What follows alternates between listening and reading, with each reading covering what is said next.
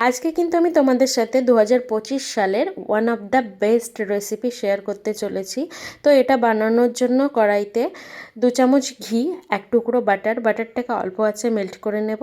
এবার এতে দিয়ে দেবো কুচনো পেঁয়াজ আর ফ্রেশ চিকেনটাকে খুব ভালো করে নাড়াচাড়া করে একটু ভাজা ভাজা করে নেব। আর এতে একটা মশলা অ্যাড করব, যার জন্য আমি আদা, রসুন, জিরে, গোলমরিচ, কাঁচা লঙ্কা, ধনেপাতার একটা পেস্ট বানিয়ে নিয়েছি। এবার এটা চিকেনে অ্যাড করে দেবো। আর অ্যাড করব টমেটো কুচি, হলুদ গুঁড়ো, পরিমাণ মতো নুন। খুব ভালো করে 25 থেকে 30 মিনিট অল্প আছে চিকেনটাকে কষিয়ে নেব। চিকেনটা কষে আসলে এতে 2 গ্লাস জল অ্যাড করব। আর অ্যাড করব লেবুর রস, কিছুটা গোটা গরম মশলা।